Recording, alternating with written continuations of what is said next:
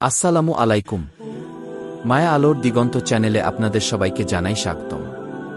আজ আপনাদের একটি ইসলামিক নতুন গল্প শোনাব, যার মাধ্যমে পাঠক জীবনের উদ্দেশ্য, আল্লাহর প্রতি ভরসা, তাওবার গুরুত্ব ও আত্মশুদ্ধির গুরুত্ব অনুধাবন করতে পারবে। তো দেরি না করে শুরু করা যাক। গল্পের নাম আত্মার জাগরণ। ভূমিকা: এই গল্পটি একজন তরুণের জীবন বদলের সত্য ঘটনা অবলম্বনে কল্পিত রূপে লেখা হয়েছে, যেখানে সে দুনিয়ার মোহ ছেড়ে আল্লাহর পথে ফিরে আসে। অন্ধকারে ঢাকা জীবন। রায়হান ঢাকার এক নামকরা বিশ্ববিদ্যালয়ের ছাত্র। পড়াশোনায় ভালো হলেও জীবন ছিল বিলাসিতায় ভরা। বন্ধুদের সঙ্গে রাতভর আড্ডা, মিউজিক, পার্টি এসব ছিল তার নিত্যদিনের সঙ্গী। নামাজ, রোয়া, কোরআন এসব তার কাছে কেবল ছোটবেলার পাঠ্য ছিল। তার বাবা একজন ধর্মপ্রাণ মানুষ হলেও ছেলের প্রতি সদা দুর্বল। একদিন বাবা বললেন, রায়হান, আল্লাহ তোমায় এত বুদ্ধি দিয়েছেন, এত সুযোগ দিয়েছেন, তবু তুমি তার আদেশ ভুলে গেছ কেন? রায়হান হেসে বলল, আব্বু, সময় হলে সব ঠিক হয়ে যাবে। এখন তো জীবন উপভোগ করার সময়। দুনিয়ার ধোঁকা। এক রাতে রায়হান তার বন্ধুর মোটরবাইকে করে যাচ্ছিল পার্টি থেকে। হঠাৎ রাস্তায় এক ট্রাকের সঙ্গে সংঘর্ষ। তার বন্ধুর মৃত্যু হয় ঘটনাস্থলে, আর রায়হান হাসপাতালে ভর্তি হয়, কোমায় চলে যায়। 3 দিন পর রায়হান জেগে ওঠে। চোখে অশ্রু, শরীর অবশ, কিন্তু মনের মধ্যে এক অদ্ভুত পরিবর্তন। মনে পড়ে, কোমায় থাকার সময় সে দেখেছিল এক বিশাল অন্ধকার গহ্বর, যেখানে অজানা ভয় ও কান্নার শব্দ। কে যেন বলছিল, তোমার সময় শেষ হয়ে আসছে, কিন্তু তুমি প্রস্তুত নও। ফিরে আসার শুরু। হাসপাতাল থেকে ফিরে আসার পর সে প্রথমবারের মতো কাঁদতে কাঁদতে নামাজে দাঁড়ায়। রুকু ও সিজদায় সে অশ্রু বিসর্জন দেয়। কুরআন খুলে পড়ে সূরা জুমার আয়াত। হে ঈমানদারগণ!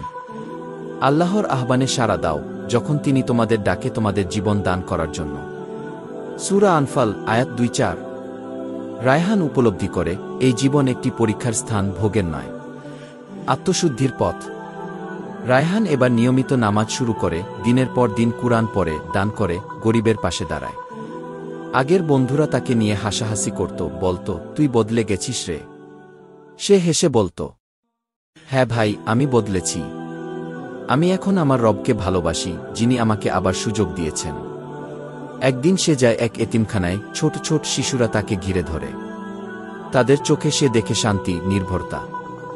রায়হান উপলব্ধি করে, তার আসল কাজ এই, মানব সেবা, আল্লাহর পথে জীবন কাটানো, সমাজে আলো ছড়ানো।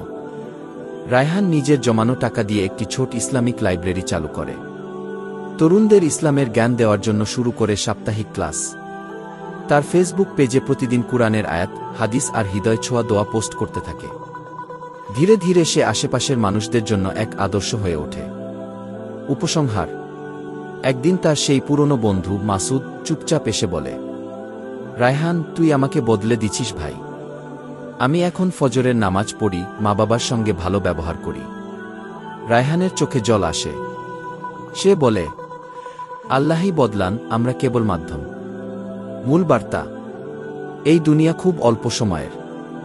যদি আমরা এখনই না ফিরে আসি, তাহলে আখিরাতে আফসোস করা ছাড়া কিছু থাকবে না। তাওবা সব সময়ের জন্য খোলা। যে আল্লাহ বান্দার গোনাহ মাফ করেন, তিনি অপেক্ষা করেন তার বান্দা ফিরে আসবে বলে। যদি গল্পটি ভালো লেগে থাকে, অনুগ্রহ করে লাইক দিন, সাবস্ক্রাইব করুন এবং আপনার মতামত শেয়ার করুন। আপনার একটি মন্তব্য আমাদের জন্য অনেক মূল্যবান। ভবিষ্যতে আপনি কোনো গল্প শুনতে চান, জানাতে ভুলবেন না। আসসালামু আলাইকুম ওয়া রাহমাতুল্লাহ।